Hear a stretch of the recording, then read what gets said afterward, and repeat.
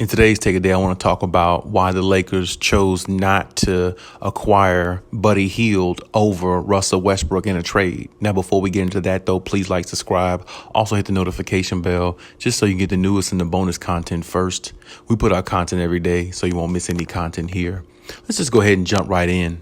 So, when I talk about the Lakers with Russell Westbrook, I'm talking about a team that has a lot of firepower, a lot of superstardom, a lot of Hollywood acts, a lot of Hollywood type gameplay, but not a lot of results so far in the season. So far in the season, they've been a disappointment to a lot of people. But at the same time, when you're being optimistic, you have to say that this team has to, gel. They have to play a little bit more and they have to stay healthy. Just the same thing you could say about any other team. But with them specifically, because of the elder statesmen on the team, like Carmelo, LeBron, you got Dwight Howard and other guys on there, Rondo, it's just a lot of older guys on there. So, health is going to be a really, really big deal with this team going through the season and going into the playoffs.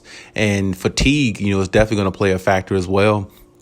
So you have to look at that in its entirety. When you think about, since they've acquired Russell Westbrook, you're thinking about a superstar type player who averages triple doubles, who you think that would be able to help the Lakers in regards to helping their offense, especially with somebody averaging triple doubles the way Russell Westbrook does. And he does it at a high level because he's won an MVP of the league for that. But when you look at it in the perspective of how the Lakers play, it really hasn't been a fit. It's been a unfit situation for Russell Westbrook and the Lakers. And it's been pretty much very uncomfortable to watch a lot of times when you watch them on TV play against certain teams, especially teams that they really should beat, teams they really should have the mental edge over and they have more talent than, and they find themselves losing 26-point leads, 19-point leads. Even losing leads like that at home makes it even more embarrassing. So it's like when you look at this team, even with LeBron on the floor, they still look discombobulated. And the one thing I noticed, or that can be noticed going forward, you might see LeBron turn into like a Westbrook with the turnovers because, I always say you become a product of your environment, depending on who you're around and who you decide to hang out with and who you decide to spend your time with. And when you're on a team with a player like Russell Westbrook, you got to understand he comes one way. He comes one way only. All gas, no brakes, no filter, and playing reckless. And when you have players like that, you never really win championships. Reckless players like that, they're exciting to watch, their box office, their pay-per-view, but they're not champions. And that's just the reason that's the reason why you see Russell Westbrook play the way he does. And the Lakers look like a Jekyll and Hyde team. They win one, win two, lose one, lose two. It's back and forth. It's no consistency, seem like, with the team. But, the real main point of emphasis here, when you look at the Lakers and how they're constructed, they're just not built for a player like Russell Westbrook really in the long run, because his game really doesn't complement really nobody else on the team. Because if you look at the way the team is, they have a bunch of role players who can play their role at a high level and can feed off of the way LeBron James plays, not the way Russell Westbrook plays, because Russell is all about getting his stats. He will get high assists, but he will get high turnovers. And those high turnovers like that, they only cost you more so in the playoffs, which is definitely something that the Lakers don't want to endure or suffer, because they want to be, the team coming out of the West, not one of the teams that entered the playoffs in the West and lost in the first or second round. And that's just not their MO. And last year when they lost in the first round against the Phoenix Suns, I know that put a dent in their heart, because the Lakers have always been one of those teams where, they're a staple. They're looked at as one of the best teams in the NBA. They're looked at as one of the best teams of all time in the NBA. So it's like they're looked at as one of those highlighted Showtime teams and championship level type teams. So when they fall like that, it bothers a lot of fans and a lot of people who invest in basketball and who watch it on a daily basis, especially in the playoffs. So, when I sit back and think about the situation, the reason why the Lakers didn't acquire Buddy Hield over Russell Westbrook, you have to look at it. Buddy Hield just isn't a big enough name And, and the main reason why is, looking at the Brooklyn Nets as the way they were constructed in the summertime before the season started, they had a big three. And looking at them last year, they had a big three with Kyrie, Harden, and Kevin Durant. So the Lakers and the LeBron James were looking at it like Russell Westbrook would be a third superstar type player that we can use to go at a team like that and be able to beat a team like that if we can get Russell Westbrook on the same page with everybody else on the Lakers who's already there.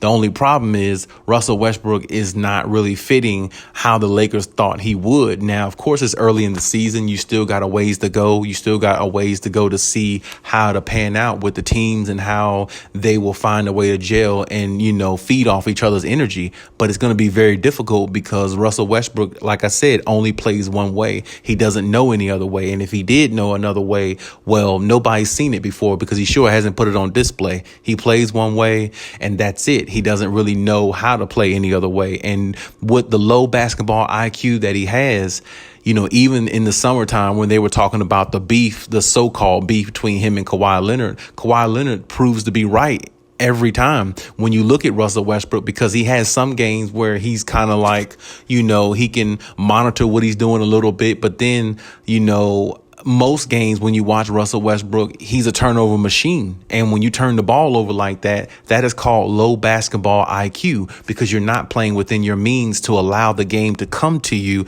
to be dominant in a way where it equates to winning. And that's something that Russell Westbrook was never able to do. I mean, think about it. He played with Kevin Durant. He played with Paul George, now playing with the Lakers and LeBron James and AD. And it all looks one way. It all looks like, man, this dude is a stat machine and he's very exciting to watch, but you just can't win with this guy. And I think that's the reason why Kevin Durant left him and won championships on his own with other teams with Golden State and played with a point guard and Stephen Curry that was more comparable to his game and allowed Kevin Durant to be the number one guy and be the superstar Stephen Curry was at the time, or still is, I should say, and winning while they were doing it. And see, that's the thing. When you play with teammates that understand what it takes to win, it's a whole different feel than it is playing with a teammate who only understands getting their numbers and you get yours and we're both on Sports Center because we scored 35 points apiece. That's not winning basketball. That's just highlight ESPN Sports Center basketball. And that's good if that's the type of player you want to be. But in the ultimatum,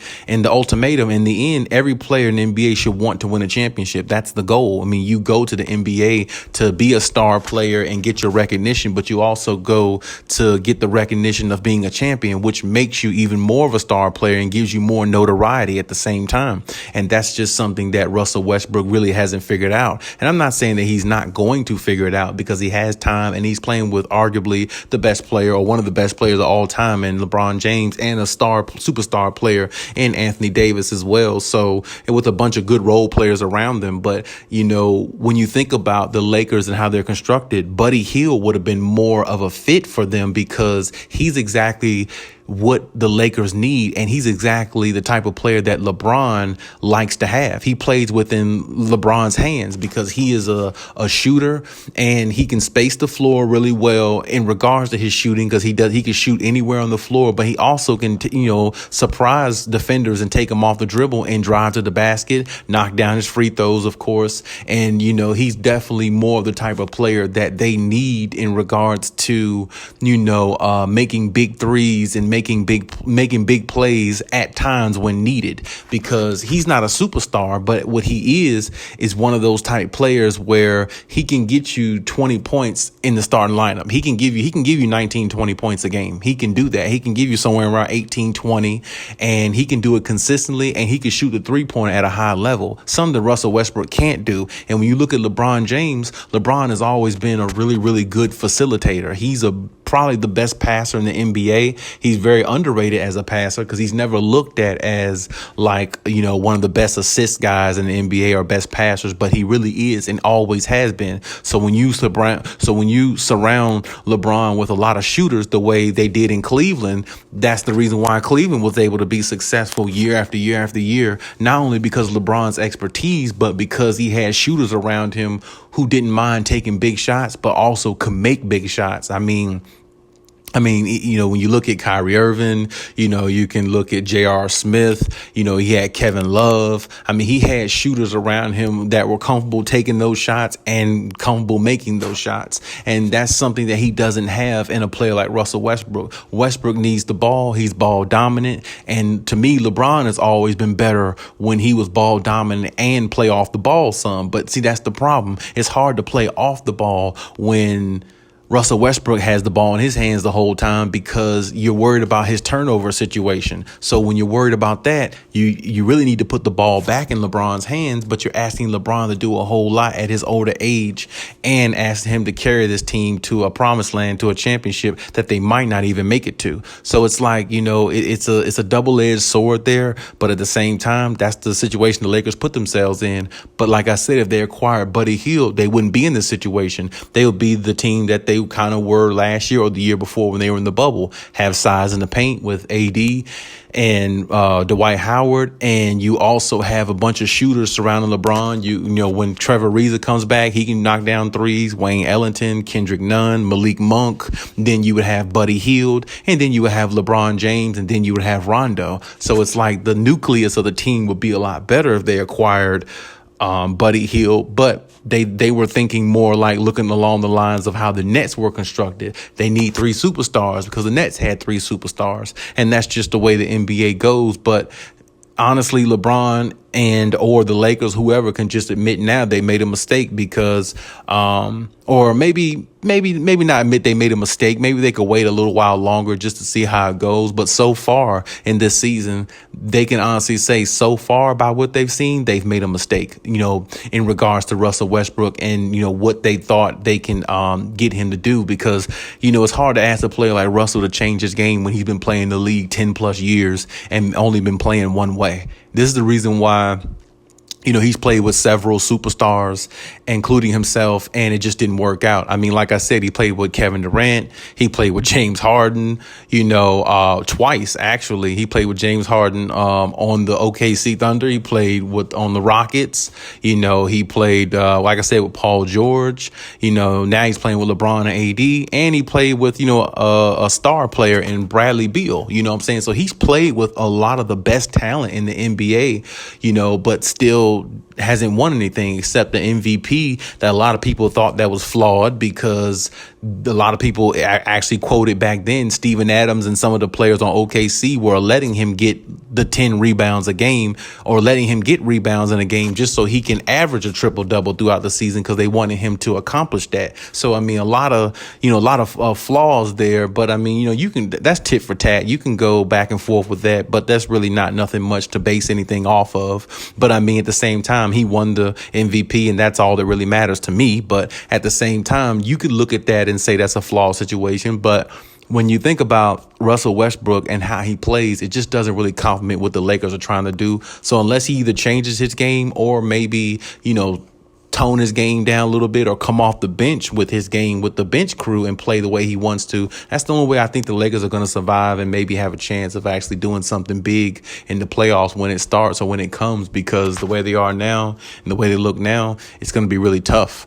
And, going against a team like Miami Heat tonight, it's going to be even tougher for them to, try to succumb a team like that because they seem like they have it together and they have all the pieces they need in the right places. So it's definitely going to be hard. There's definitely going to be a test for the Lakers tonight going against that team, but we'll see how the outcome goes with that. But that's my take on the situation. Leave any comments in the comment section as always. And hey, Khaliis out.